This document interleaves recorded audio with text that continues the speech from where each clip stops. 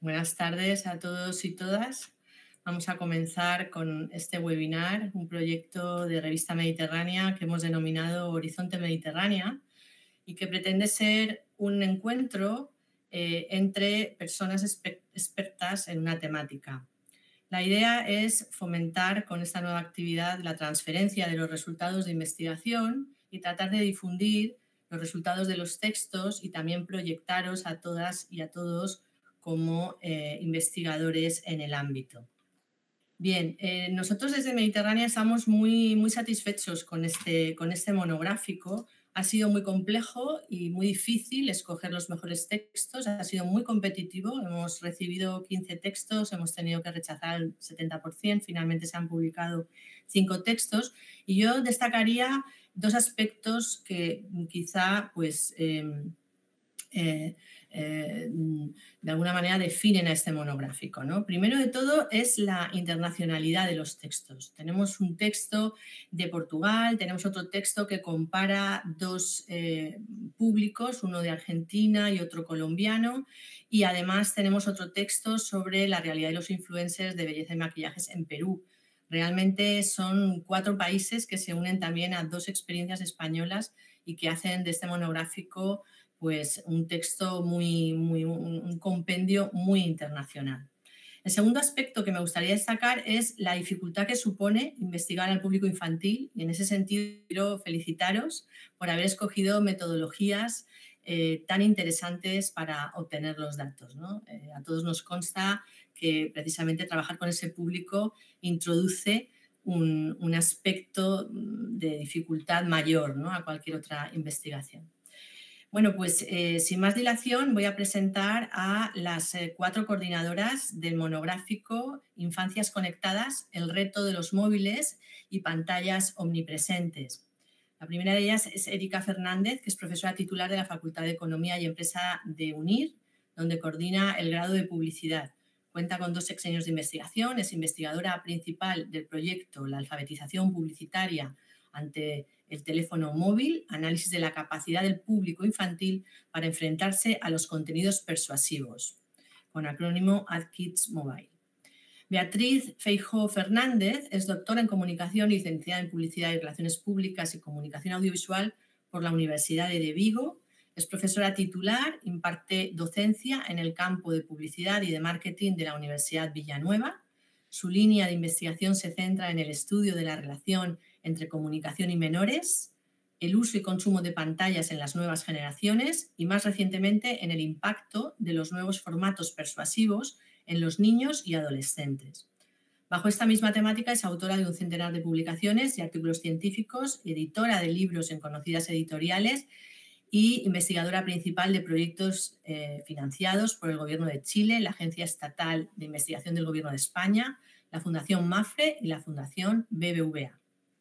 Isabel Pávez es doctora en Comunicación por la London School of Economics and Political Science. Actualmente se desempeña como profesora asociada de la Universidad de los Andes en Chile y como vicedecana académica de la Facultad de Ciencias Sociales. Es investigadora principal del Núcleo Milenio de Salud Mental de Jóvenes y sus proyectos de investigación han estado ligados a la inclusión digital y la adopción de Internet en poblaciones rurales. Y por último, Cristina Ponte es catedrática del Departamento de Ciencias de la Comunicación de la Universidad de Nova de Lisboa. Sus líneas de investigación son los estudios de los medios y del periodismo, infancia y medios, inclusión y participación digital y medios y generaciones. Bueno, pues dicho esto, voy a pasar la palabra a Erika Fernández, que va a hablar un poco de la temática de este monográfico y su pertinencia y va a presentar a cada uno de los textos. Gracias, Erika. Muy bien, pues muchas gracias, Victoria. En primer lugar, pues felicitar a todo el equipo de Revista Mediterránea por la propuesta de este webinar tan interesante y también por el acompañamiento que hemos tenido en este proceso editorial por parte de toda la revista. Y también, por supuesto, pues hacer extensible ese agradecimiento a todos los firmantes de esos artículos que nos acompañan hoy aquí para debatir sobre algo tan importante, como bien has comentado anteriormente, que es precisamente ese reto, ¿no?, que suponen hoy en día los teléfonos móviles para las audiencias más jóvenes, ¿no? Para nuestros niños, para nuestras niñas y, en definitiva, también para nuestros adolescentes. Este ha sido precisamente el foco de nuestro monográfico, un monográfico que forma parte de nuestra línea de investigación. Tenemos precisamente en marcha un proyecto que está financiado por el Gobierno de España, que se llama AdKids Mobile, donde estudiamos la capacidad que tiene ese público infantil para enfrentarse a contenidos persuasivos ante el teléfono móvil, y queríamos conocer esa realidad, ¿no? de cómo estos menores hacen frente a los contenidos publicitarios que reciben en esta pantalla y sobre todo pues hacerlo extensible a diferentes contextos, ¿no? diferentes mercados.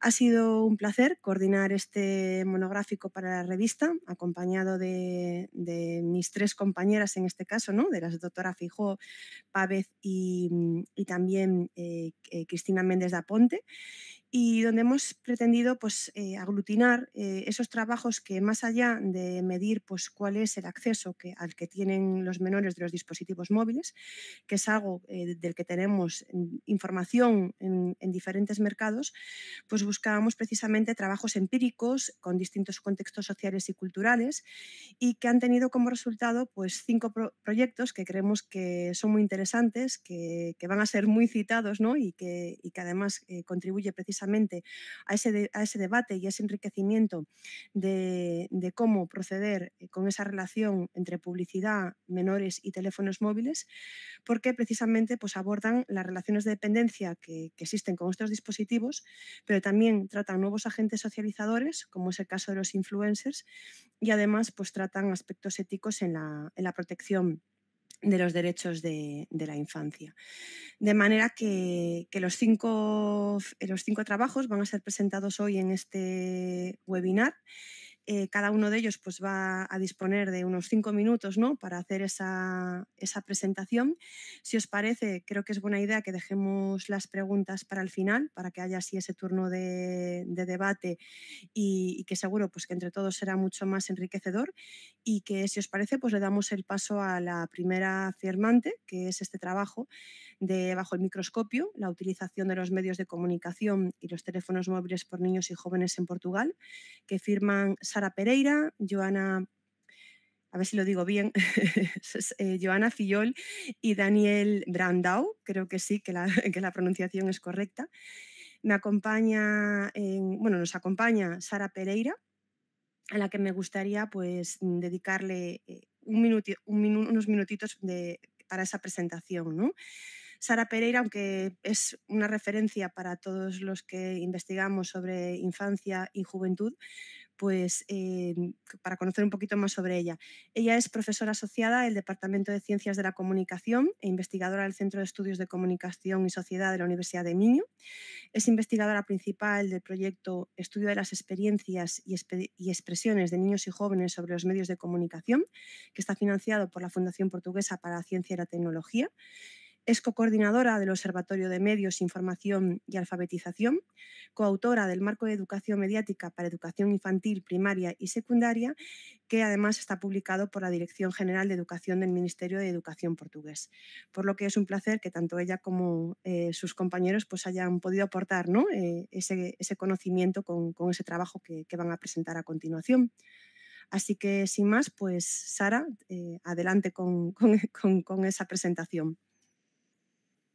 Sí, muchas gracias por la presentación. No sé si puedo hablar en portugués o en portuñol porque no hablo bien lo español. ¿Se prefieren portugués o portuñol? No sé, ¿qué Yo será mejor? en portuñol a lo mejor te entendemos mejor, pero como quieras, Sara. Vale. É que portunhol, nem é bom português, nem é bom espanhol, mas vamos. Posso partilhar o meu ecrã, o meu ordenador para um ou dois Sí, slides? Sim? sí.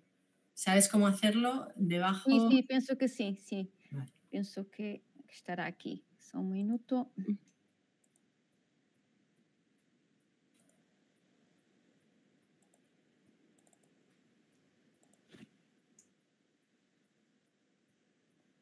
Estão vendo?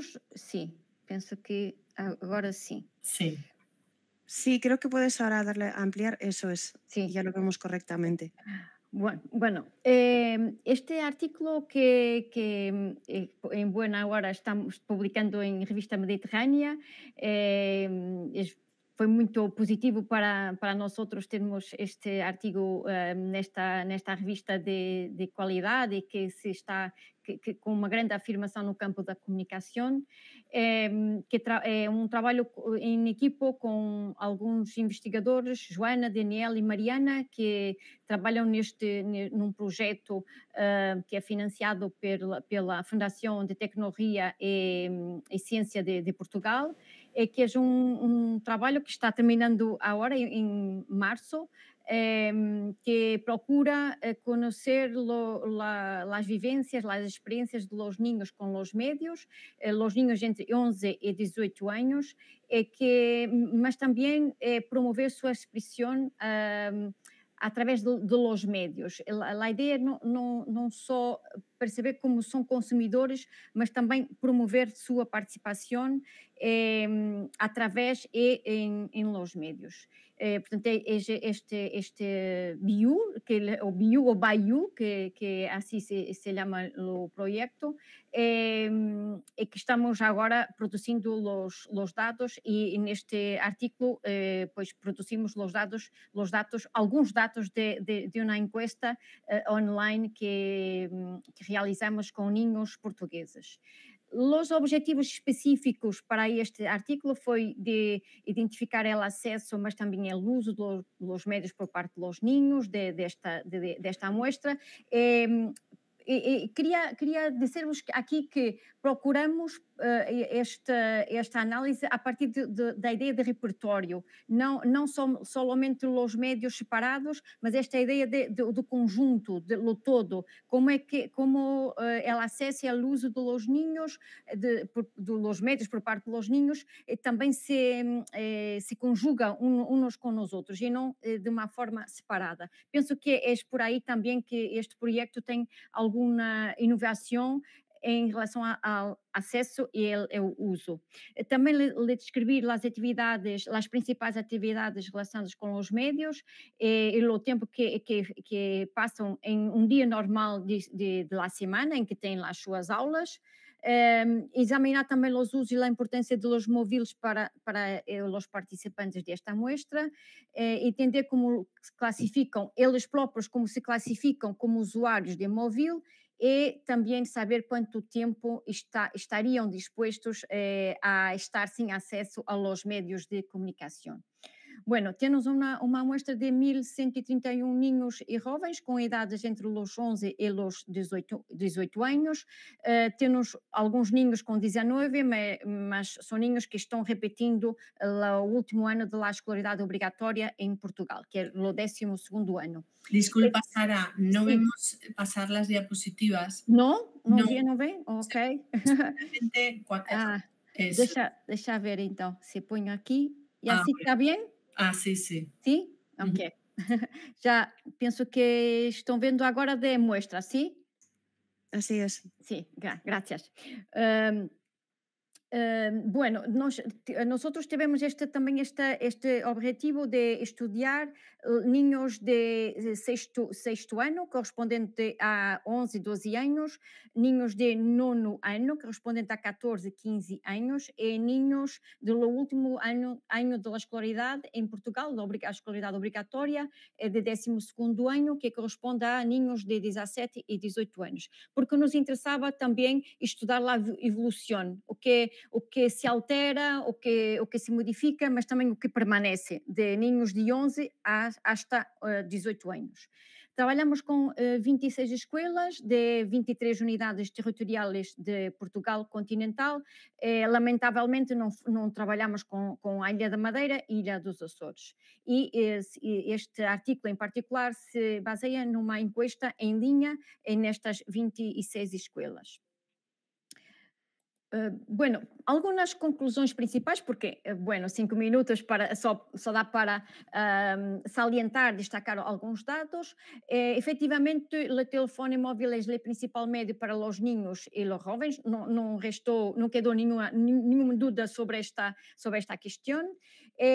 talvez o dado mais impressionante para nós outros foi este de 14 horas e 30 minutos em um dia normal da semana que gastam com os médios, pelo menos com um médio. Claro que é um repertório que usam, são vários meses ao mesmo tempo, mas é um tempo impressionante, considerando que um dia só tem 24 horas.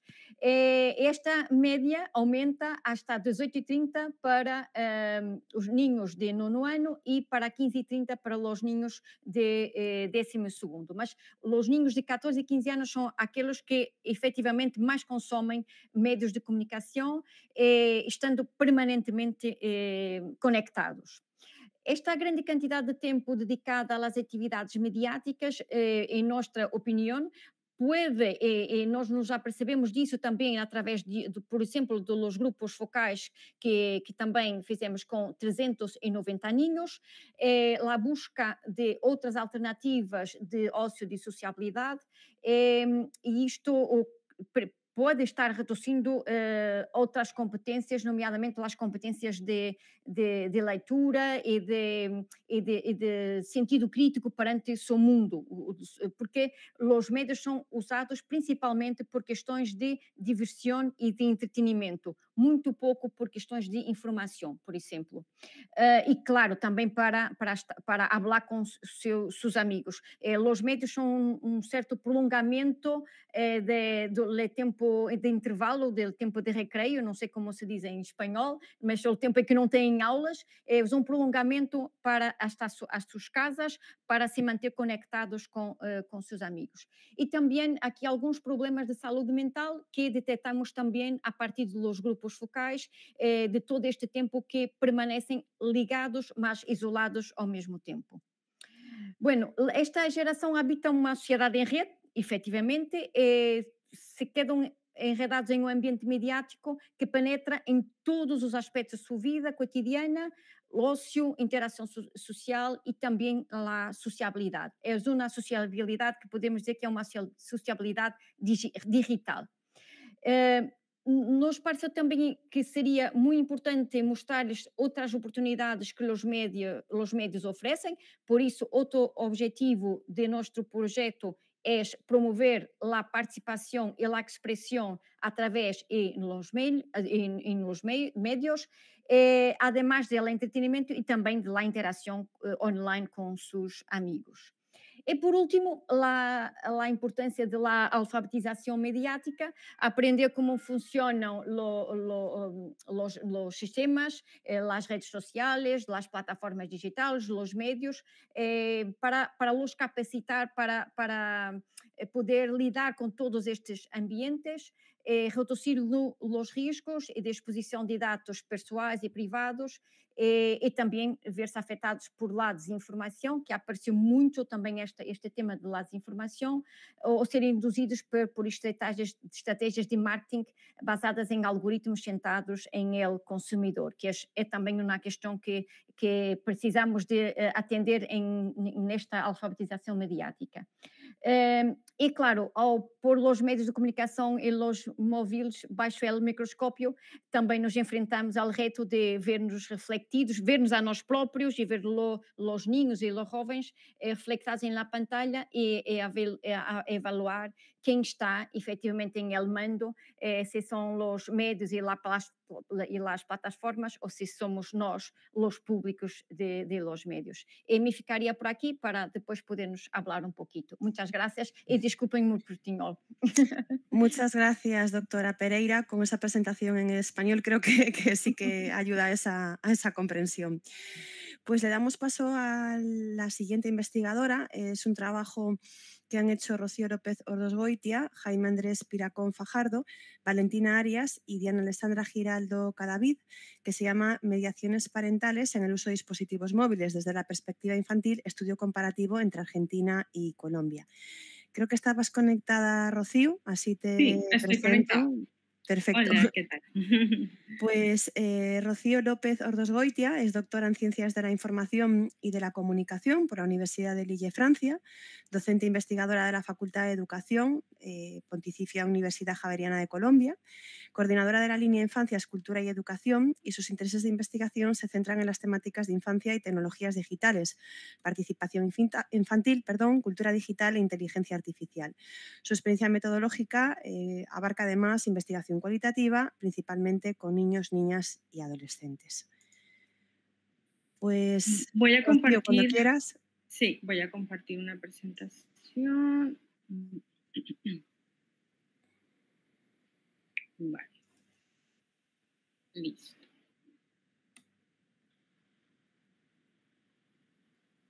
¿Está compartiendo? Sí, ahora faltaría ampliarlo para verlo Vale. mejor. Ahí lo puse ampliar. Listo. Vale. No sé, ¿Sí? no sé si lo puedes poner en modo, Entonces, en modo presentación mejor, si puede ser. está en modo presentación. ¿No se ve en modo presentación? Puede ser que se te haya abierto ahora. Ahora sí.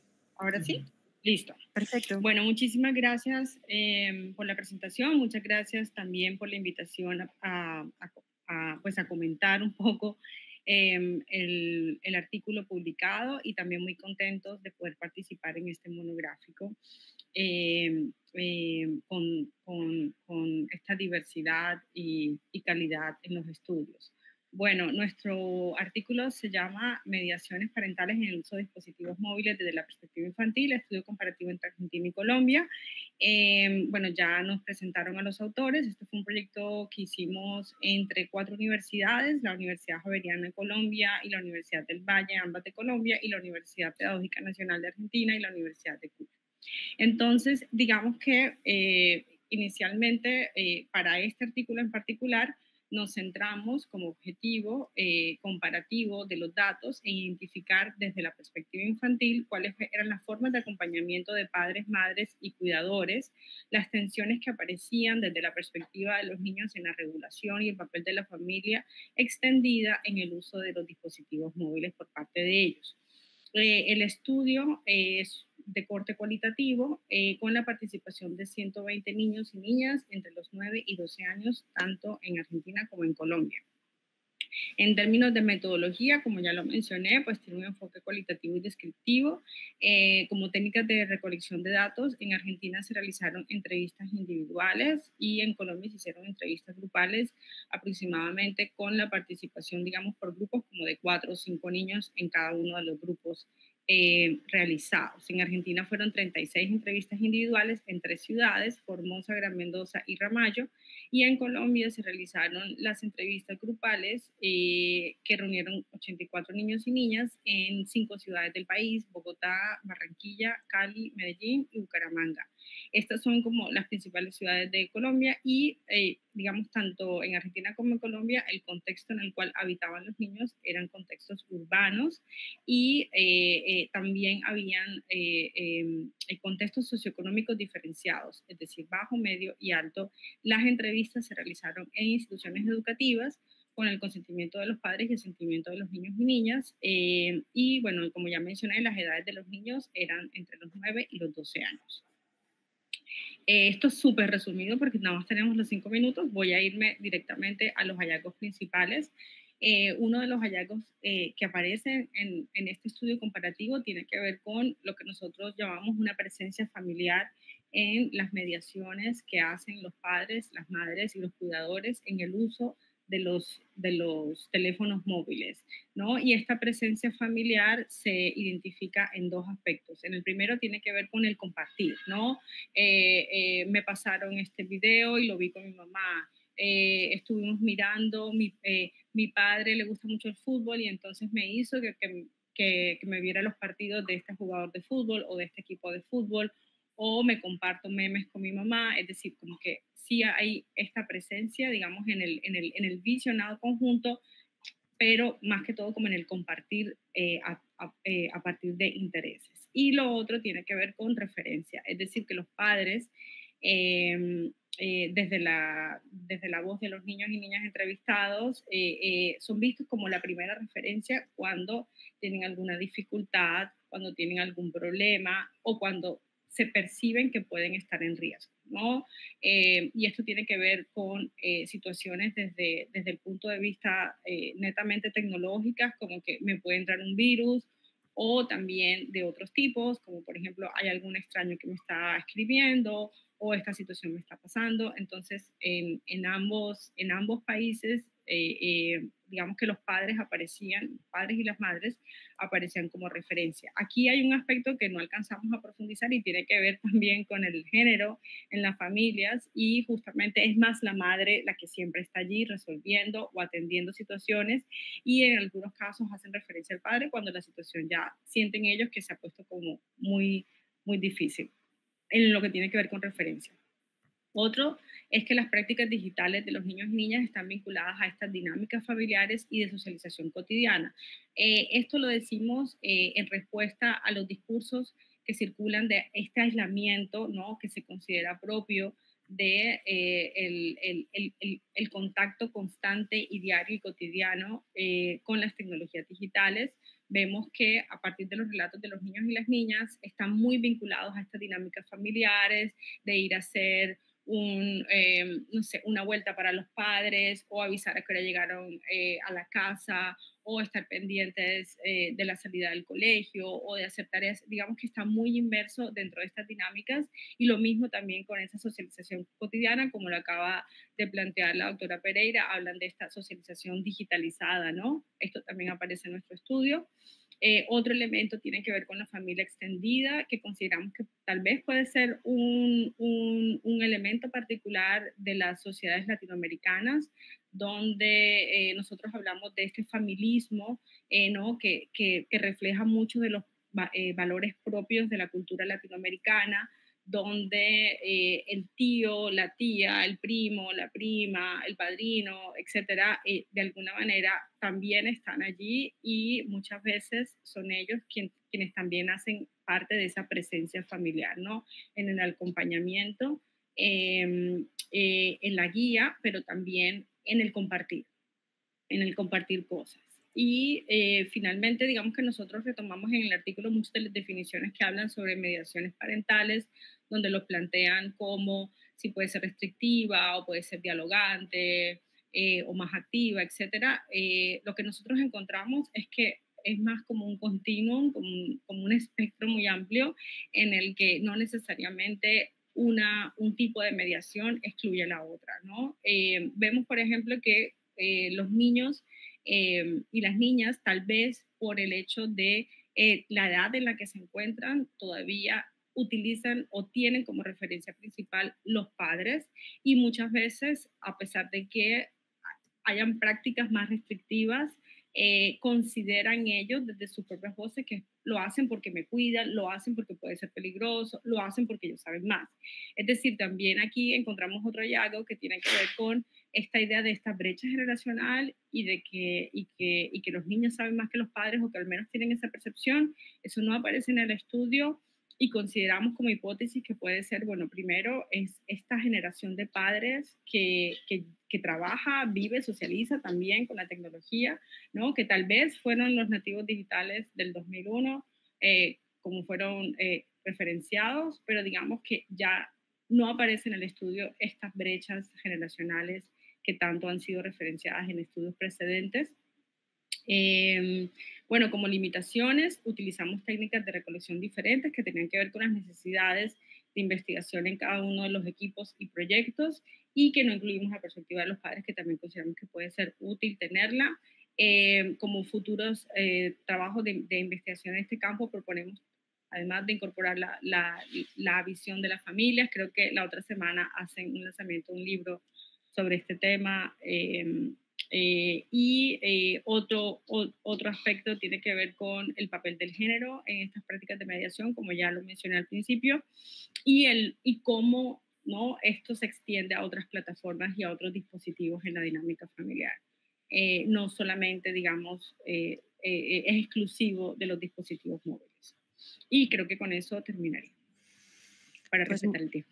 Pues muchas gracias por esa aportación tan interesante y que sin duda luego nos dará lugar a más debate. La siguiente intervención es, en este caso, de Patricia Lafuente Pérez, Anabel Fondón Ludeña, Miguel Ángel Martín Cárdava, que han contribuido al monográfico con el artículo Kids Influencers Emergentes, Identidad, Rol Parental y Normativa Española. No sé si me podéis confirmar quién de los tres va a hacer la presentación, porque creo que esta vez los tres conectados. Anabel va a hacer la presentación. Vale, pues si os parece, por no demorarlo mucho, presento entonces a Anabel. Anabel es doctora en Sociología, máster en Divulgación Científica y Gestión del Conocimiento y licenciada en Sociología. Posee una amplia formación complementaria enfocada a la docencia y a la investigación con perspectiva de género. Ha participado y dirigido proyectos de investigación e innovación docente. En la actualidad es personal docente e investigador en la Universidad Rey Juan Carlos y su trayectoria profesional gira en torno a 4 ámbitos: la empresa, el ámbito público, el tercer sector y, por supuesto, la universidad. Así que cuando quieras, Anabel, adelante. Pues muchas gracias. No sé si me escucháis, si me veis bien, porque yo Sí. con el Zoom, con Meet siempre tengo problemas, entonces es un logro que me escuchéis. Buenas tardes a todos y a todas y bueno, voy a compartiros pantalla. En realidad yo no me he preparado una presentación, como teníamos 5 minutos y me parecía como un tiempo muy escaso, pero sí que tengo aquí algunas ideas en las que creo que puedo... No es necesario que hagas una presentación, siéntete libre para hacerlo como Sí. consideres, ¿eh? Bueno, la verdad es que tenía unas ideas recogidas, ¿no? de lo que quería un poco resaltar, pero no sé si veis mi pantalla. ¿Estoy compartiendo? De momento no. Nos vemos a nosotros mismos. Estamos viendo tu Vale, escritorio. Entonces, vamos a ver, pantalla completa, aquí estoy y aquí comparto pantalla, o sea, es presentar, ¿no? Permitir compartir una ventana, compartir esta ventana y por favor, si me decís si lo veis. ¿Lo veis? Porque yo ahora no os veo a vosotros. Ahora sí, ¿verdad? Sí. Vale, pues bueno, este es nuestro trabajo, el trabajo que hemos presentado a Mediterránea. Perdona, Ana, vemos una pantalla pero en blanco, o sea, vemos como una aplicación de PowerPoint o algo así, ¿no? Pero no vemos contenido. No veis contenido. No. Vaya, pues vamos a ver. No quisiera demorarme, pero voy a hacer el último intento, ¿vale? Y si no, os lo cuento porque en 5 minutos no da tiempo a que os aburráis. Entonces, pantalla completa, compartir, que me da muchísimos problemas, como os decía, el Zoom. ¿Tienes una segunda pantalla conectada? Porque a veces es por eso.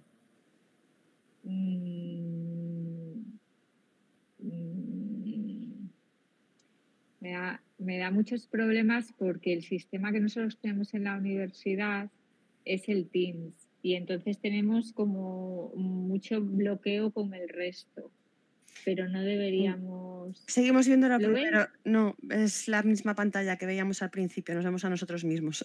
Vale, bueno, pues mirad, os lo voy a contar, Vale.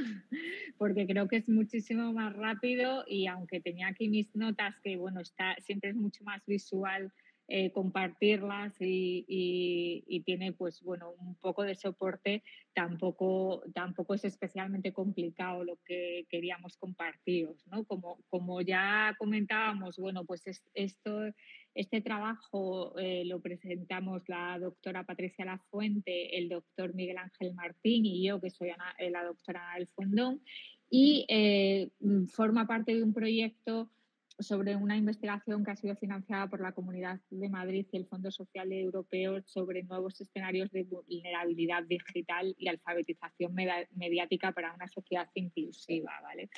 Entonces, bueno, en este contexto sí que es verdad que nosotros hemos encontrado, gracias al proyecto, pues mucha información cuantitativa, pero nos faltaba una parte más cualitativa, más una óptica desde la percepción de los propios protagonistas, en este caso de los menores influencers, que es lo que nosotros queríamos estudiar y a la visión a la que nos queríamos aproximar. Entonces queríamos un poco pues ver la realidad a través de sus ojos. Para eso, evidentemente, no podíamos optar solo por una perspectiva cuantitativa y entonces nos decantamos por un trabajo quali.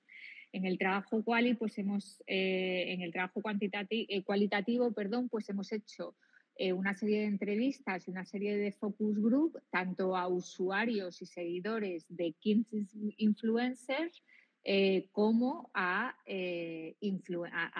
menores influencers, ¿no? Entonces, a los seguidores y a los propios influencers, un poco pues para intentar comparar, ¿no? Intenciones, influencias y visiones a las dos partes, ¿no? del proceso de comunicación entre los influencers menores y los seguidores que les persiguen en las redes sociales, nunca mejor dicho. Y en este trabajo, bueno, pues lo que hicimos fue recopilar toda la información, como decimos, con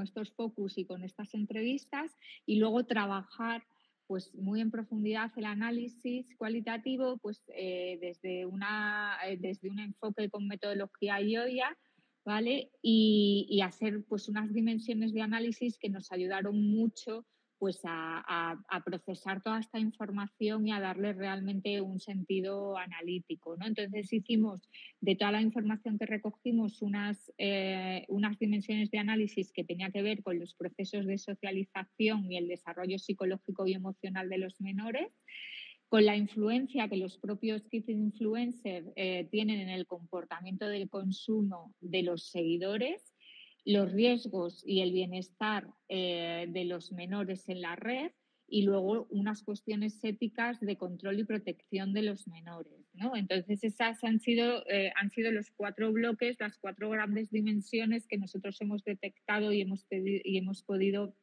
extraer del análisis y de la información que teníamos, ¿no?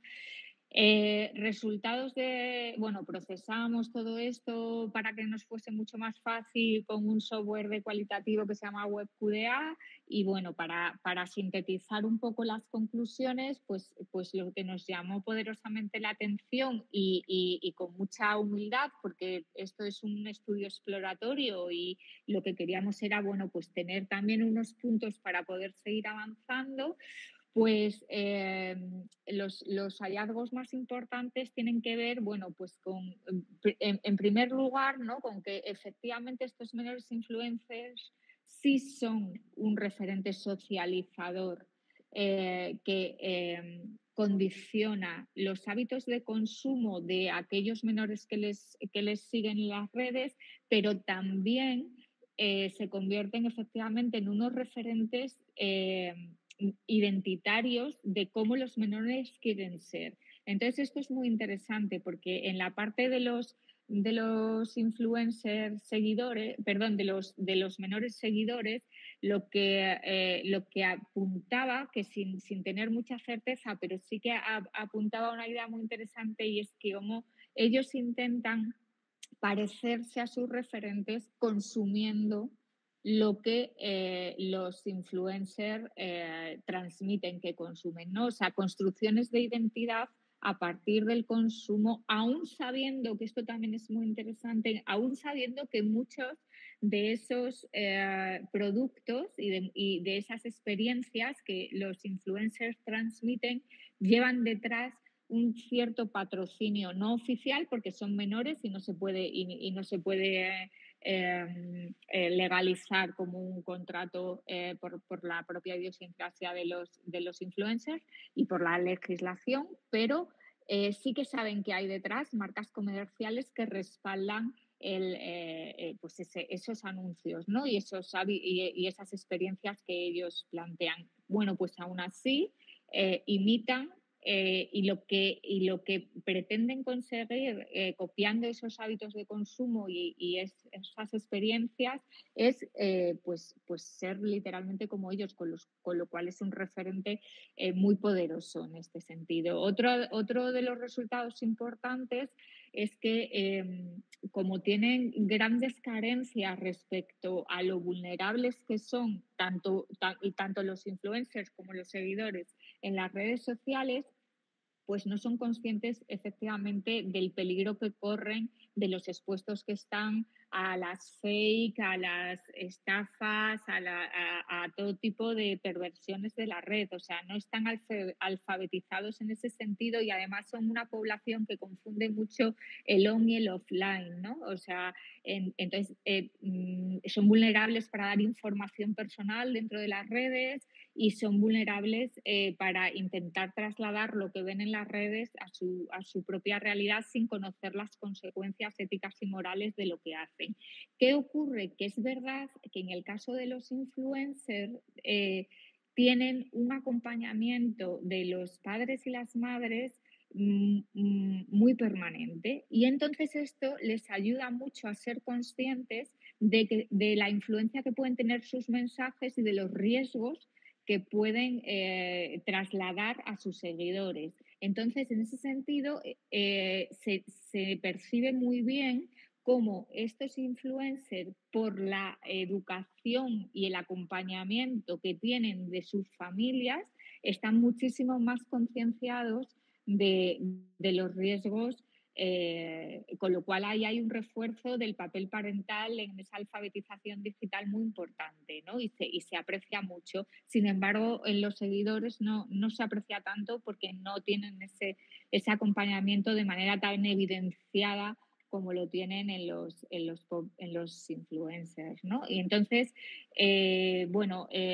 respecto a las consideraciones éticas y morales, que era otro de los aspectos que también salía respecto a las regulaciones en el caso español, ¿no? Que es donde nosotros hemos trabajado. Bueno, pues hay bastante desconocimiento de la normativa y hay bastante desconocimiento de los derechos que como usuarios de las redes sociales tienen los menores, ¿no? Entonces, en ese sentido, también un poco de divulgación legislativa, normativa, sería muy apropiado, ¿no? Y entonces esos son un poco los hallazgos más relevantes que nosotros hayamos encontrado en nuestro modesto trabajo y quedamos a vuestra disposición para todas las consultas y comentarios que queráis hacernos. Pues muchas gracias, doctora Fondón. Vamos a por el cuarto artículo, titulado Menores peruanos y su exposición al contenido de belleza y maquillaje en redes sociales, análisis del contenido en YouTube, Instagram y TikTok, que firman Mateo Londono Moreno, Tomás Atarama Rojas y Lucía Anastasio Coello. Hoy nos acompaña Mateo Londono Moreno, a quien pasa a presentar. Él tiene un máster en Comunicación Estratégica por la Universidad Rovira y Virgil, bachiller y licenciado en Comunicación por la Universidad de Piura. Cuenta con formación en cursos especializados en planificación de la sostenibilidad, gestión de equipos y análisis del entorno. Además, ha realizado estudios complementarios vinculados a la gestión del riesgo y respuesta a la crisis.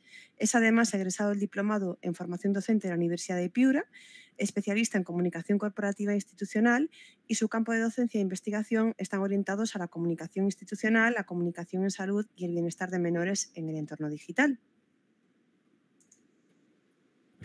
¿Qué tal? Buenos días, Erika. Muchas gracias.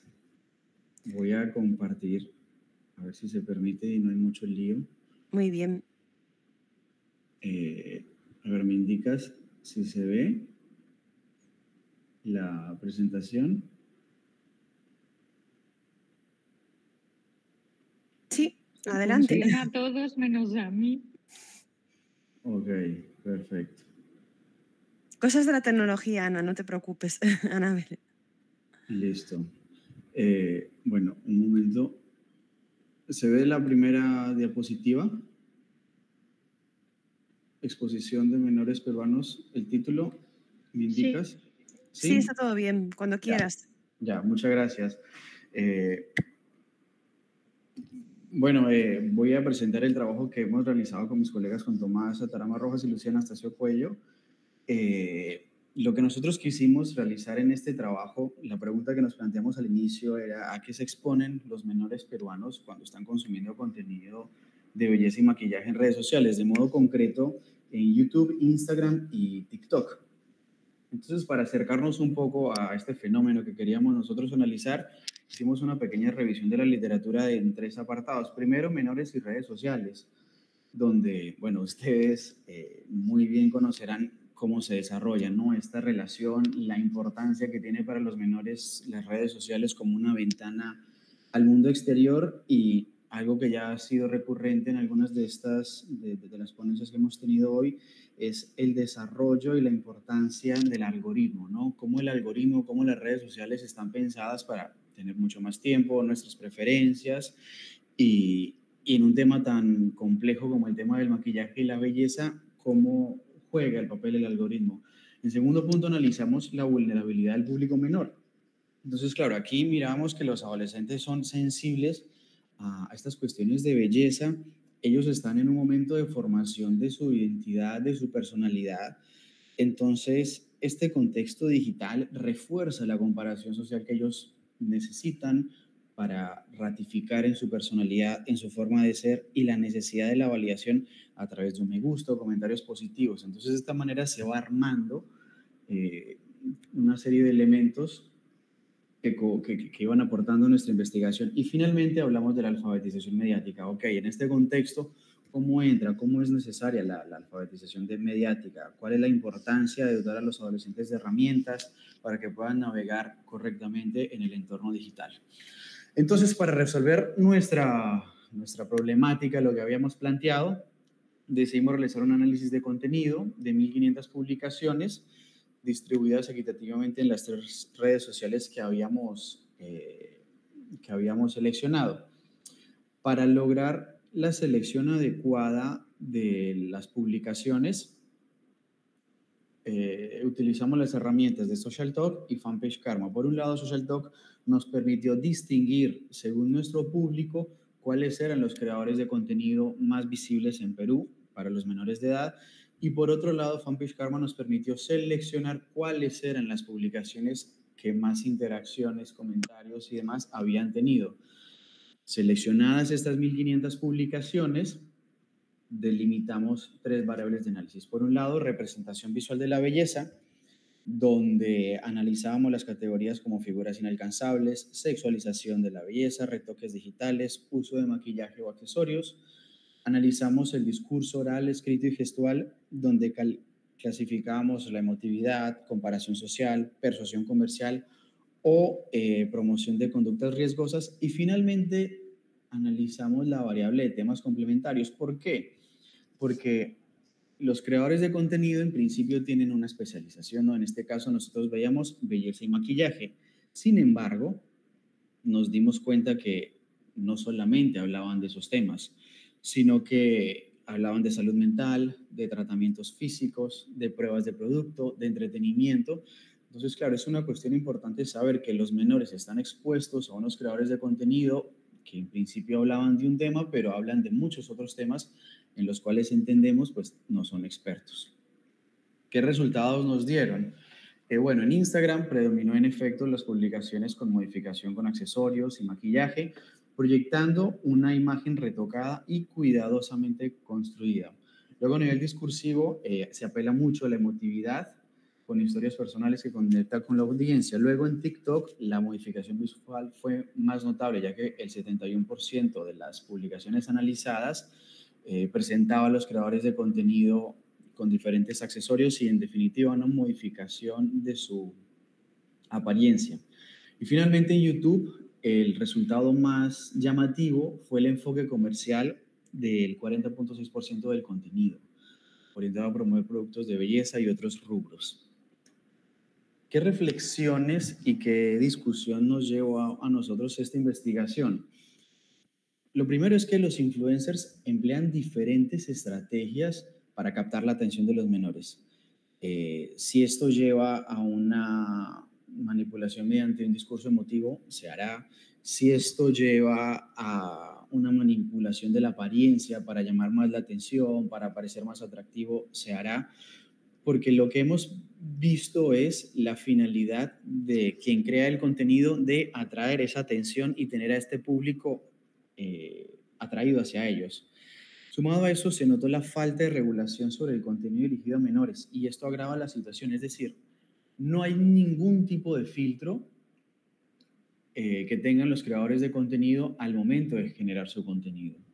Puede estar creando un contenido para mayores de edad como para menores de edad.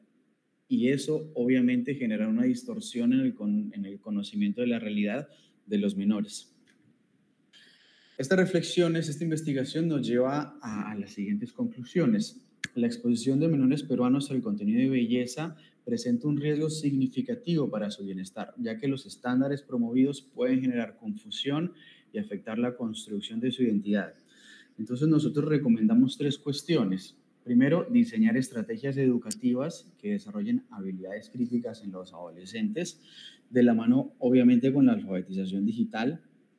En segundo lugar, promover la regulación del contenido digital para proteger a los menores. Esto hemos visto que hacía muchísima falta una regulación que realmente acoja tanto a los creadores de contenido y que proteja a los menores. Y finalmente, nos llamó mucho la atención que nos dábamos cuenta que dentro de las conclusiones, dentro de las afecciones de la exposición de este contenido, hay una afección directa a la salud de los menores, al bienestar y el desarrollo de su personalidad en este momento tan importante de su vida. Entonces, integrar la comunicación en salud como una herramienta clave para prevenir riesgos y fomentar el bienestar integral de los adolescentes. Entonces, estas fueron las 3, digamos, conclusiones más importantes a las cuales nosotros llegamos. Y nada, cualquier comentario, pregunta, consulta, quedo a su disposición al finalizar las presentaciones. Muchísimas gracias.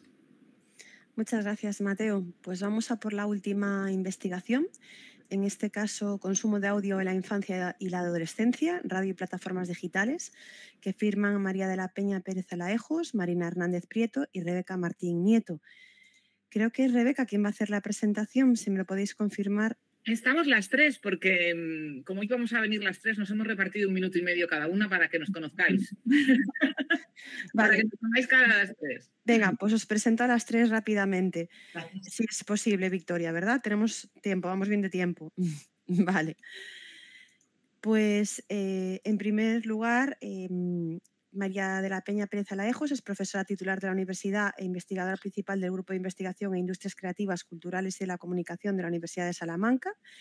Ha fraguado una dilatada experiencia docente tanto en grado como en posgrado, impartiendo, entre otras, las asignaturas vinculadas con la radio y los diferentes planes de estudios de la titulación.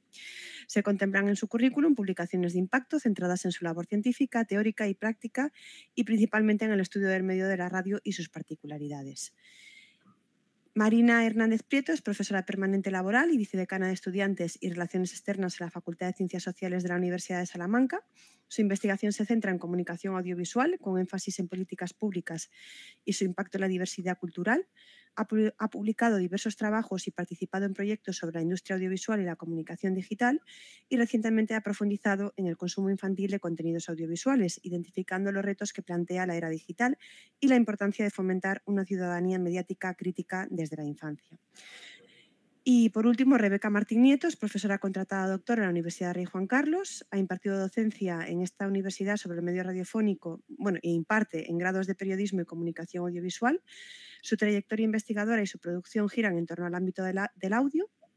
A lo largo de su carrera ha participado en diversos proyectos de investigación, tanto a nivel nacional como internacional, con temáticas relacionadas con lo sonoro, la comunicación en el contexto organizacional y el análisis y la comprensión del impacto de Internet en la infancia y la adolescencia desde diversas perspectivas.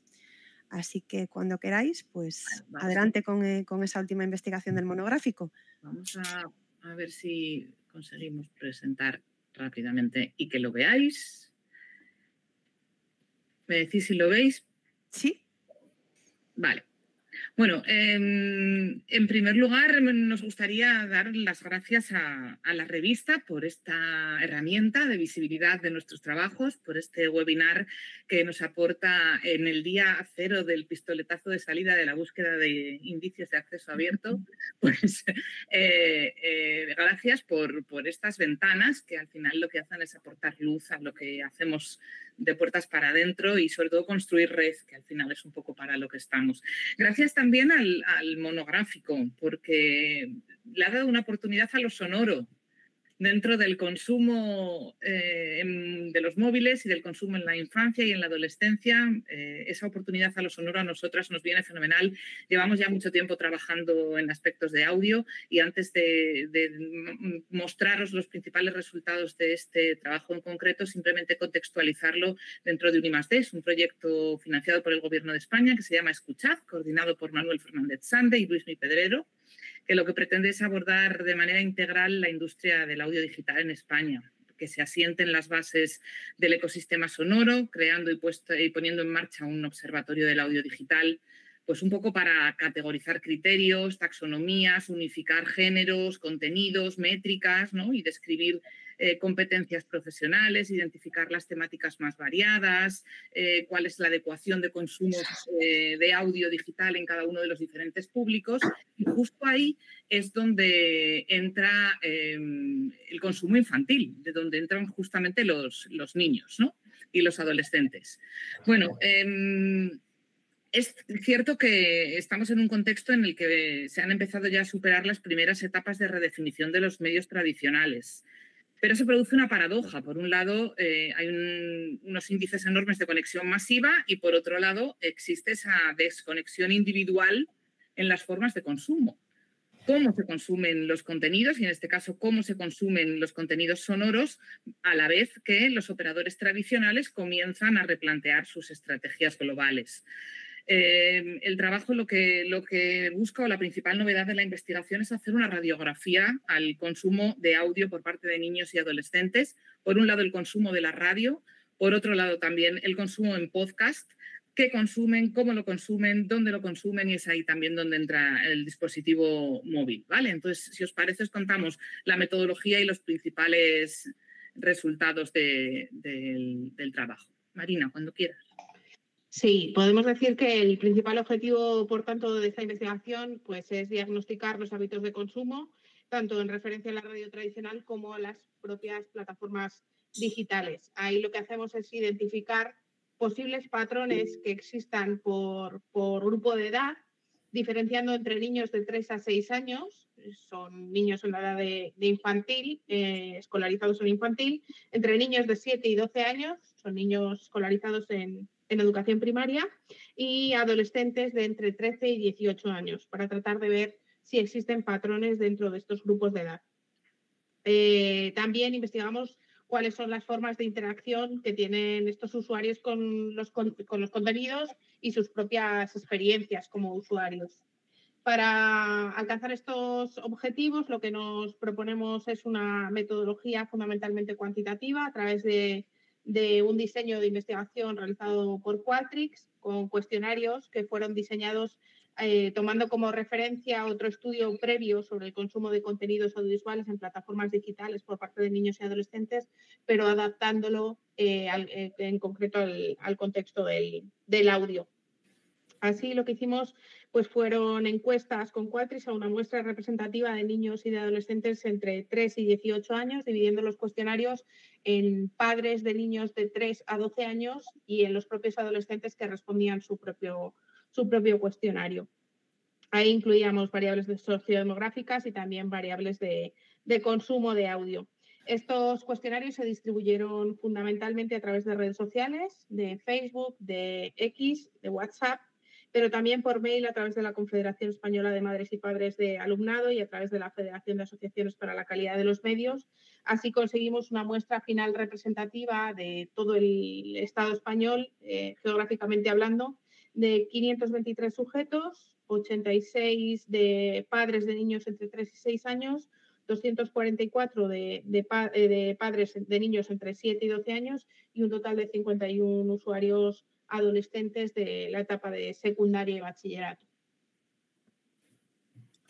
Y en cuanto a los resultados, pues hemos observado, por un lado, que los menores entre 7 y 12 pues son los que más frecuentemente escuchan radio convencional, especialmente cuando van acompañando a sus padres en el coche, y que todavía no se han enganchado demasiado al consumo de podcast, ¿no? Vemos que hay todavía una ausencia notable de consumo de podcast. Observamos también así a nivel general que casi el 70% de las familias con niños entre 3 y 12 12 años no están suscritas a ninguna plataforma de audio, a diferencia de lo que ocurre con las plataformas audiovisuales, donde casi el 75% están suscritas, ¿no? Y luego vemos otros resultados en torno a la adolescencia, donde observamos que muestran pues, una tendencia importante a no pagar por suscripciones de audio, sino que tienden a consumir especialmente contenido musical a través de plataformas que les permiten un acceso gratuito, como puede ser Spotify, que es una de las plataformas que más nos han contado en las encuestas que consumen, ¿no? Y bueno, además la música es el contenido más consumido por ellos, ¿no? por los adolescentes. Y vemos además que en cuanto a prescripción, en cuanto a qué es lo que consumen y cómo les llega esos contenidos, pues vemos que a través de redes sociales o los grupos de amigos, pero es verdad que en mayor medida a través de grupos de amigos que a través de comentarios en redes sociales. Y como conclusiones finales, pues decir que la radio convencional tiene un desafío tremendo y lo viene teniendo desde hace décadas, que es acercarse al público más joven. Creemos que tiene mucho que ver con que el EGM, el principal medidor de audiencias sonoras en radio tradicional, pues mide la audiencia a partir de los 14 años, con lo cual no hay datos sobre cómo consumen, quién consume contenido sonoro en radio tradicional por debajo de esa edad, y eso pues, puede estar influyendo mucho en cuál es la apuesta de creadores y de anunciantes a la hora de elaborar contenido dirigido a estas edades, ¿no? Vemos también, y lo hemos estado trabajando ya en investigaciones posteriores, que hemos realizado un análisis de contenido de la oferta infantil en plataformas generalistas y especializadas, y observamos que hay una necesidad de catalogación muy importante, ¿no? El contenido que hay para niños no está identificado de manera correcta para que las familias puedan llegar a él de manera fácil, sencilla, ¿no? Y por último, pues esta investigación nos devuelve un reto importante, ¿no? La oportunidad en el futuro de desarrollar estrategias innovadoras que permitan pues, crear contenido sonoro destinado al público infantil y que pueda estar fácilmente accesible para ellos. Y con esto terminamos, quedamos a vuestra disposición. Pues muy bien, muchas gracias. Creo que vamos en tiempo y así tenemos ese turno para el debate. Si nos permitís, desde la coordinación del monográfico, creemos que una de las conclusiones, ¿no? que sin duda muestran todos vuestros trabajos, es que los móviles pues, son una tecnología omnipresente, ¿no? Que forma parte de la vida ya no solamente de los adolescentes, sino de la infancia, de los niños más pequeños, que cada vez más es más complejo, ¿no? Abordar el estudio de este fenómeno. Como bien comentaba Victoria al principio del webinar, es una de las audiencias más difíciles desde el punto de vista de la investigación. La tendencia al consumo de móvil, en lugar de ir en detrimento, pues va en crecimiento, ¿no? Por lo tanto, todavía queda mucho que investigar y mucho que trabajar sobre cómo va a ser esa relación en los próximos años. Vemos que la principal relación que tienen los menores con este dispositivo es una relación lúdica, pues es entretenimiento, ¿no? Al que hacía, por ejemplo, referencia la doctora Pereira también en Portugal. Y en algunos casos pues esto pues crea incluso dependencia. Por lo tanto, hemos abordado desde diferentes ámbitos. Creo que es muy interesante, todos los ámbitos ¿no? son interesantes, pero creo que también es interesante resaltar ¿no? la contribución de la última publicación de las tres compañeras que, como bien dicen, quizá el tema del audio y su relación con la infancia también es de los menos estudiados. Hay otros formatos y otros medios, que, sobre todo el tema de las redes sociales, que se han estudiado menos. Hay campos que van a tener que seguir formando parte de nuestro foco, como es el del maquillaje, los accesorios que también proponían los compañeros de Perú, los kid influencers, en definitiva, diferentes ámbitos que hemos visto en el webinar de hoy y que sin duda pues, nos hacen seguir trabajando ¿no? para seguir fomentando esa alfabetización digital, esa alfabetización publicitaria, y donde va a ser necesario pues, no solo investigar ese papel ¿no? o ese rol activo que tienen las audiencias más jóvenes en relación a la pequeña pantalla, sino como también mostraban algunas investigaciones, el rol que tienen en este caso los padres, los tutores, docentes y por supuesto la sociedad en general. Así que sin más, por mi parte y por parte de del resto de compañeras de la coordinación, que no sé si quieren añadir algo más a las palabras que acabo de comentar, agradeceros esa aportación y dar ahora turno a ese debate, que seguro que hay bastantes preguntas que tenéis que haceros entre los diferentes investigadores. Isabel, que tienes la mano levantada, por supuesto. Hola a todos, no solamente agradecer a todos los autores por estar acá. Esto es una excelente iniciativa de la revista, sin duda, y para nosotros es un honor poder ponerle cara a todas estas personas brillantes que entregaron estos manuscritos tan interesantes de leer y tan interesantes de comentar, porque ustedes saben, el proceso de revisión es un proceso que es a veces bastante lento, que va y viene con cosas que uno solicita, y fue realmente un proceso. Yo tenía otro proceso de revisión de paros, este ha sido uno de los más gratificantes, y le agradezco también a Victoria la posibilidad de que estemos acá. Somos personas de distintas partes del mundo, estamos conectados en distintos continentes, en distintos horarios, y eso lo hace aún más inclusivo, que es lo que necesitamos en la academia. Así que desde Chile, muchas gracias a todos los que presentaron, y qué bueno poder ponerles cara. Estamos muy contentos con su trabajo. Muchas gracias. Muchas gracias, Isabel. Si queréis podéis ir poniendo vuestras preguntas por el chat o directamente intervenir. ¿Alguien tiene alguna pregunta? Si os parece, mientras lo vais pensando, rompo un poquito el hielo. La verdad es que la experiencia de investigación con público infantil, en esa ecuación siempre están presentes los padres, ¿no? Por ejemplo, en los consentimientos informados, que son preceptivos y son tan importantes, al menos en España también es obligatorio tener el consentimiento de los progenitores. Me gustaría saber, ya que tenemos un foro internacional, si en los otros países también es preceptivo solicitar esos consentimientos a los padres, porque he visto que en el último texto sí que se mencionan a los padres e incluso se les ha incluido en los cuestionarios, pero en los otros textos he estado indagando y no he visto claro cuál había sido la consulta a los tutores legales de los menores. Me gustaría saberlo.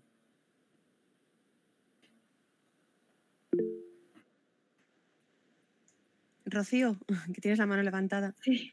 Bueno, cuento el tema en nuestro caso. En Colombia es obligatorio.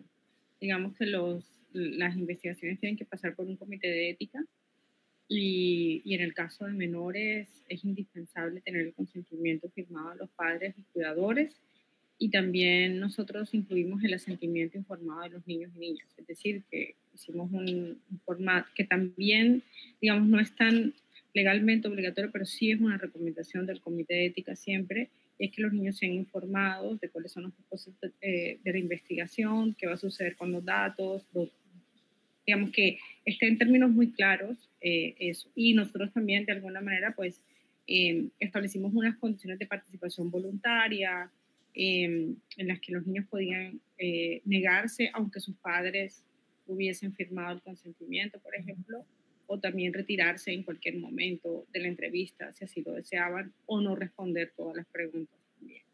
Esas fueron como las condiciones éticas en las cuales participamos los niños. Legalmente el consentimiento es obligatorio y recomendado el asentimiento. Muy interesante. ¿Algún otro país nos puede responder a esta?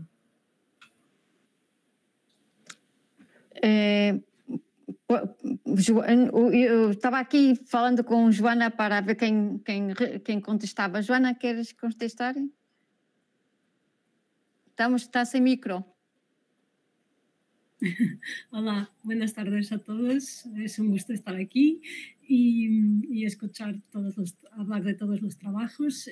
Bueno, en Portugal pasa un poco lo mismo. Es obligatorio tener el consentimiento de los padres. También nuestro proyecto ha pasado por una comisión de ética de nuestra universidad.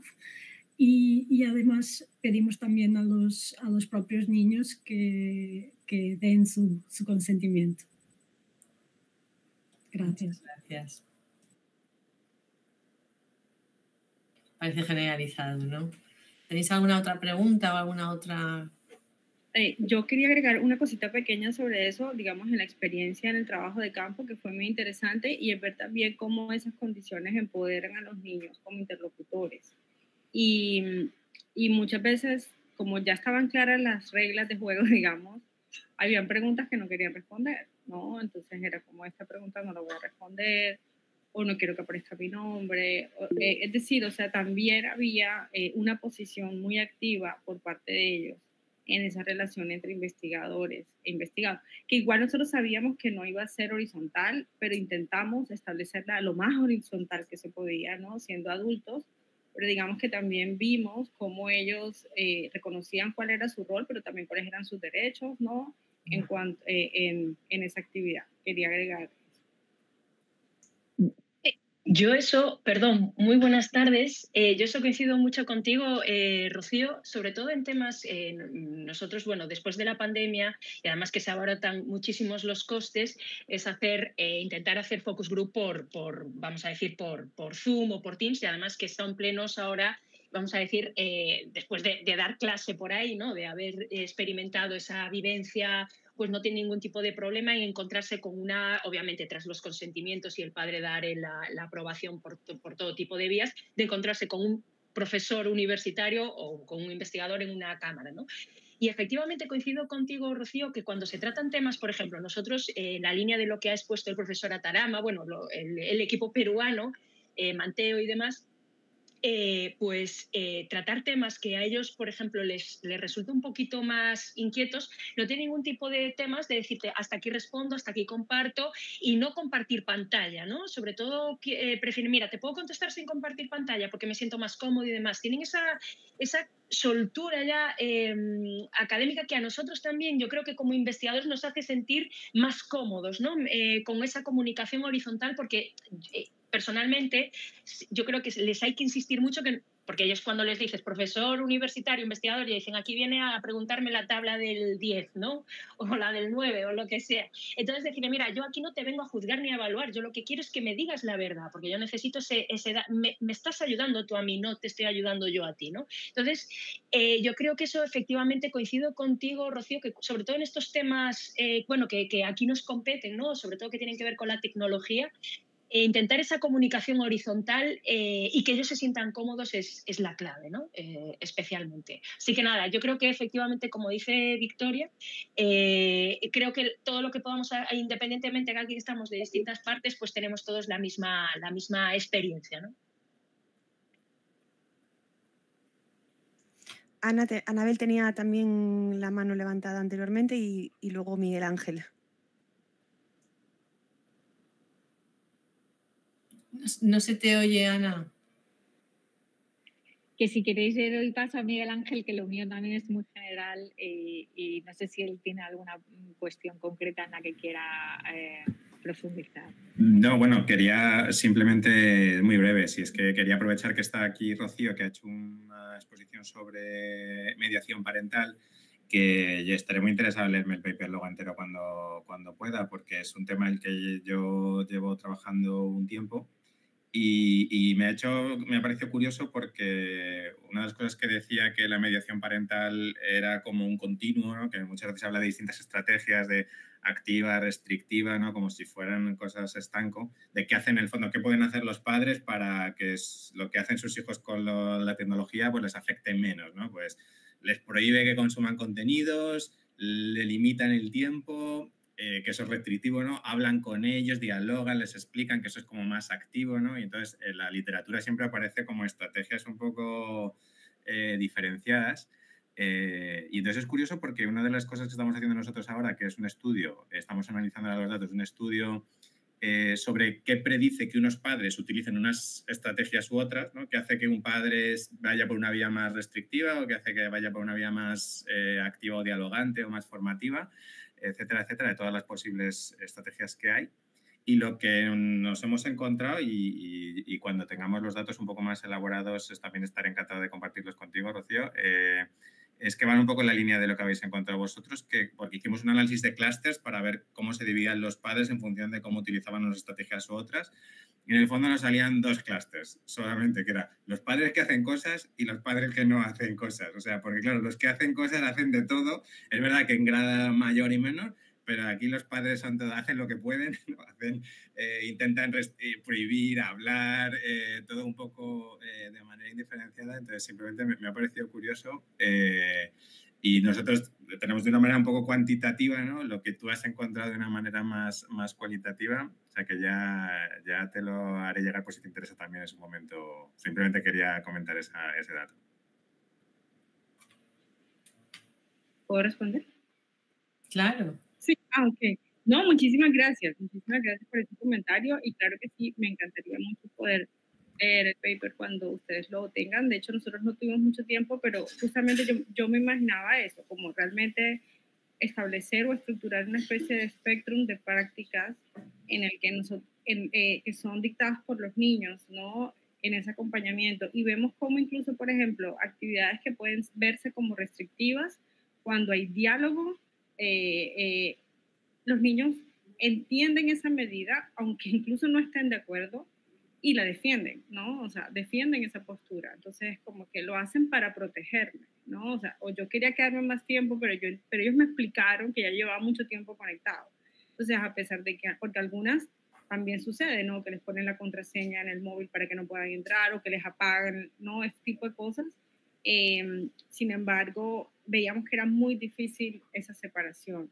Sí encontramos algunos aspectos, pero realmente eran muy sutiles como en cuanto a contexto y que estaban más ligados como al ser niño o niña que al uso del celular. Voy a poner un ejemplo muy cortito, pero por ejemplo, como en contextos sociales bajos, donde veíamos que los niños tenían que ser autónomos mucho más rápido. Entonces era como mi mamá cuando me entregó el celular me explicó lo básico y las reglas básicas para protegerme y luego me lo entregó.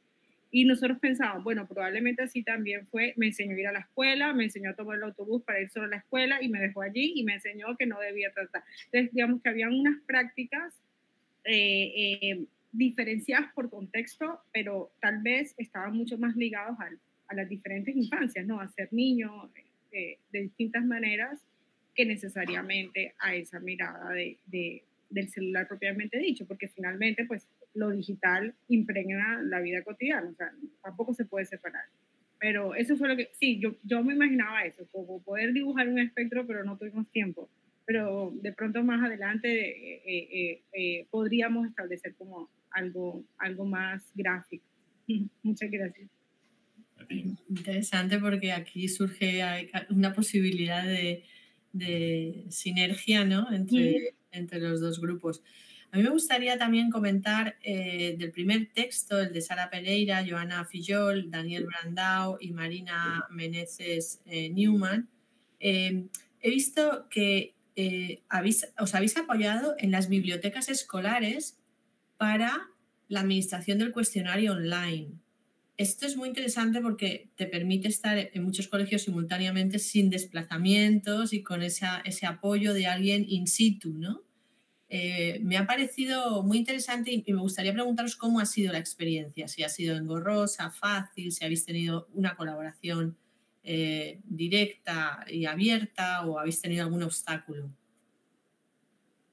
Sí, aqui em Portugal temos uma rede de bibliotecas escolares que tem um gabinete central que reúne todas as bibliotecas de escolas públicas.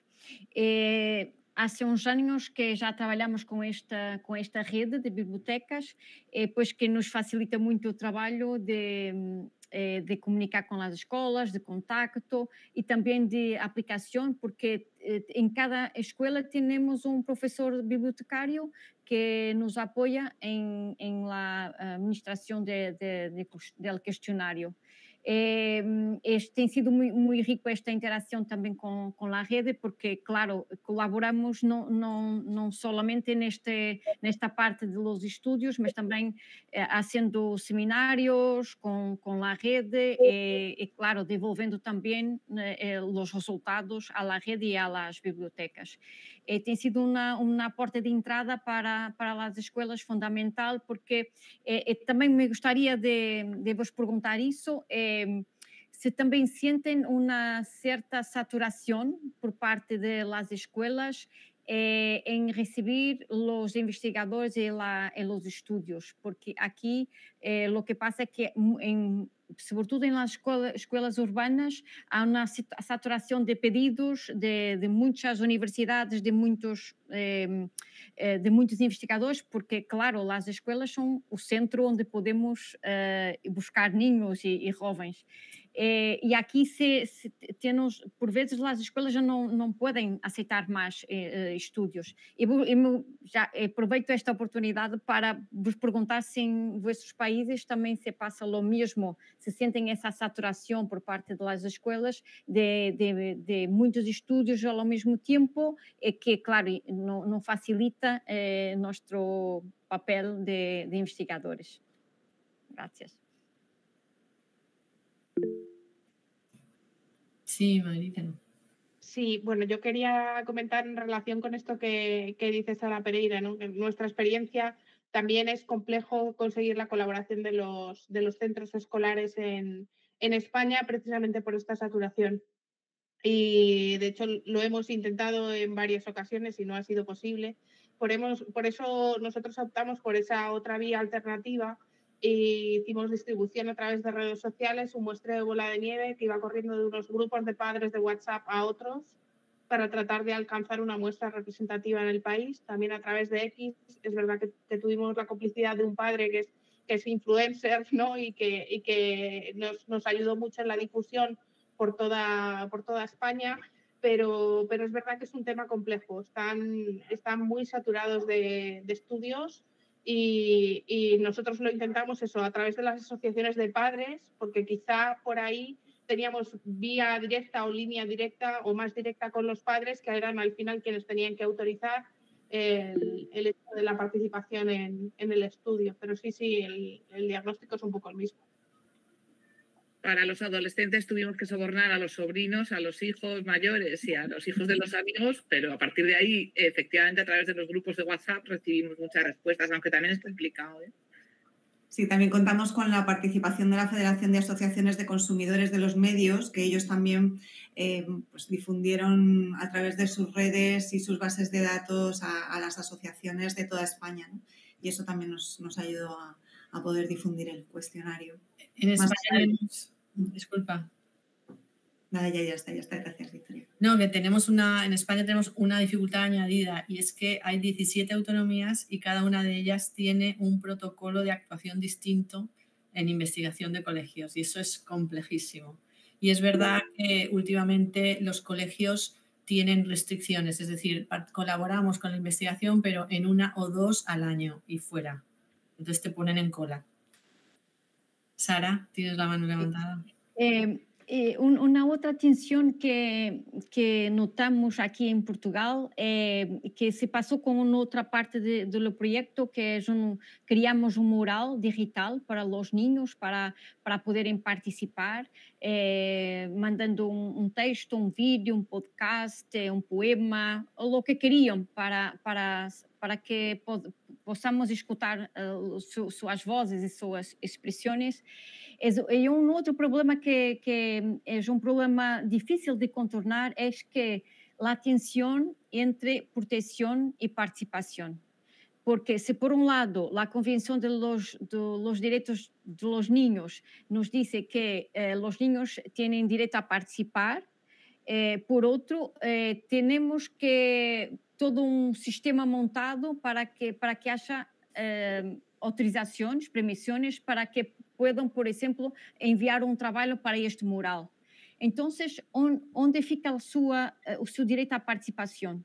É uma questão que nós, aqui em Portugal, realizamos um seminário para debater esta questão entre atenção em participação e proteção de los niños, mas, claro, não chegamos a sítio nenhum, porque não sabemos como lidar com isto, porque, claro, tínhamos um regulamento, todos os materiais que são publicados em Moral são revistos por os investigadores do projeto, para que nenhum dado personal seja, para que não haja nenhum dado personal que não se possa revelar, ou que não haja nada de privacidade que se possa colocar ali, por exemplo, num vídeo. Mas como podemos promover a participação de los niños e de los jovens numa sociedade de proteção? Porque apelamos, por um lado, à participação, mas, por outro, estamos restringindo sua participação por tanta autorização, e nomeadamente por la autorização de seus padres, sendo que alguns niños querem participar sem pedir a los padres, ¿no? Porque há questões que são de reflexão, são também personales de reflexão sobre, por exemplo, a sua relação com os médios e que representam os médios em suas vidas. E muitas vezes também tem a ver com o ambiente familiar, que não é propício a um diálogo e que encontram solamente em los médios algum refúgio para a sua solitude, por exemplo. Bueno, é uma questão que penso que os investigadores de niños e jovens que deveriam debater um pouco mais para que possamos garantir o direito à participação. Graças. Se querem comentar um pouco isto, agradeço. Gracias. Marta, última intervención. Estamos acabando el tiempo. Marta, tienes la mano levantada. Hola, buenas tardes. Soy la doctora Marta Sánchez Han de la Universidad de Málaga y la verdad que me ha gustado muchísimo el seminario, he disfrutado muchísimo, me ha aportado bastante claridad en este tema. Yo he estado trabajando con la doctora Aranza Azur Román de la Universidad de Sevilla hace poquito, hicimos un estudio, pero era más sobre adolescentes de entre 18 y 19 años. Hicimos un estudio y sobre todo nos centramos en el uso de la inteligencia artificial, que ahora los adolescentes lo usan tantísimo y la verdad que hemos llegado a la conclusión de que lo usan muchísimo para hacer trabajos universitarios, le dan una veracidad a la inteligencia artificial asombrosa. Por eso también el problema ahora de las fake news, ellos le dan, creen muchísimo todo lo que dicen, ¿no? Entonces, el 85% de nuestro estudio usaban el ChatGPT, por ejemplo, para obtener información a través de los móviles para trabajo universitario y menos del 50% la verificaba luego. O sea que la veracidad que los jóvenes le dan a ChatGPT, a la inteligencia artificial, es increíble, ¿no? Es un tema muy novedoso porque ChatGPT apenas lleva 1 año y pico y no está tan orientado a los niños, ¿no? Porque los niños todavía no saben hacerlo, o sí, no sabemos todavía, pero la verdad que es un tema bastante interesante y que por eso que estábamos nosotros más centradas, hemos estado investigando y todo esto. Me ha gustado muchísimo este seminario, he aprendido mucho de todos los ponentes. Os quería dar la enhorabuena porque es una iniciativa maravillosa y he estado encantada de haber estado escuchando y todas las conclusiones que habéis aportado en esta tarde. Así que quería daros la enhorabuena y muchísimas gracias por vuestra compañía, que ha sido maravillosa. Muchas gracias, Marta, y muchas gracias a todos, especialmente a quienes han coordinado este monográfico porque han tenido una implicación básica, fundamental para que todo fluyera.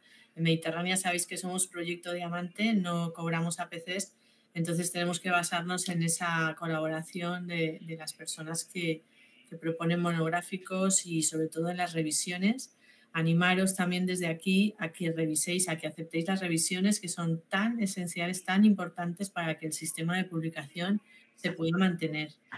Y nada, seguir ofreciéndoos a Mediterránea para publicar vuestras investigaciones. Nosotros estamos especialmente orientados al público infantil. Como sabéis, desde el principio hemos publicado muchos monográficos sobre este público y vosotros, que sois los especialistas en todos estos temas, pues siempre tendréis la puerta abierta, ¿eh? ¿Queréis decir algo? Estefanía, estás por aquí. Muy bien. Marta, ya has hablado, ¿no? Nos baja la mano. Estefanía, ¿quieres decir algo? Sí. Hola, buenas tardes a todas. Nada, tengo 20 segundos, lo sé, porque ya está todo dicho por vuestra parte, pero quería decir que ha sido una gozada escucharos, que ha sido muy, muy interesante. Gracias por el monográfico, que yo creo que toca un tema, bueno, pues que siendo poliédrico no deja de tener actualidad. Y bueno, pues que me ha encantado la iniciativa y os quiero dar las felicidades y las gracias a todas por haber participado. Muchas gracias. Hemos invitado también a este webinar a toda la gente, a todas las personas revisoras de los textos. O sea, que también han estado por aquí y ha sido también interesante para ellos y para ellas. Muy bien, pues Ana, ¿quieres decir algo más o se te ha quedado la mano levantada? Sí, no. Solamente una cuestión, por supuestísimo, me uno a las felicitaciones porque es que me parece que es una experiencia de lo más enriquecedora en este mundo tan procesado que llevamos de leo paper público y sin embargo nunca hay espacio para la reflexión y a mí me ha parecido muy enriquecedora y muy acertada. Y simplemente al hilo un poco de lo que decía Sara y muy brevemente, pero ya para futuras sinergias, es que justamente una de las cosas relevantes cuando estábamos analizando nosotros el trabajo de menores, el trabajo de campo, de lo que nos dimos cuenta es de que efectivamente los participantes, a los participantes, tanto los focus group como las entrevistas, les sirvieron para reflexionar sobre su propia práctica en las redes sociales y estaban encantados. O sea, se les notaba que querían hablar. Entonces, esa parte que comentaba Sara, antes de darles el espacio de participación y darles voz a los menores, nosotros teníamos también, estamos respaldados porque los padres estaban presentes en las entrevistas y en los grupos. Y eso les abría también a los padres una visión de cómo sus propios hijos interpretan la realidad y les da mucho material. Entonces yo creo que animar a este tipo de trabajos pues es muy enriquecedor desde todos los ámbitos. Pues muchísimas gracias. Siento que tengamos que acabar, pero la persona Nadia en concreto, Nadia Alonso, que nos ayuda en las grabaciones, pues tenemos el webinar del segundo monográfico ahora a continuación y entonces tenemos que hacer una brevísima pausa. Millones de gracias a todos. Seguramente en el futuro ampliaremos el espacio en media hora y media a 2 horas para que no nos quedemos con ganas de comentar y animaros a que participéis a tope en todas estas experiencias que nos sirven a todos tantísimo. Un abrazo.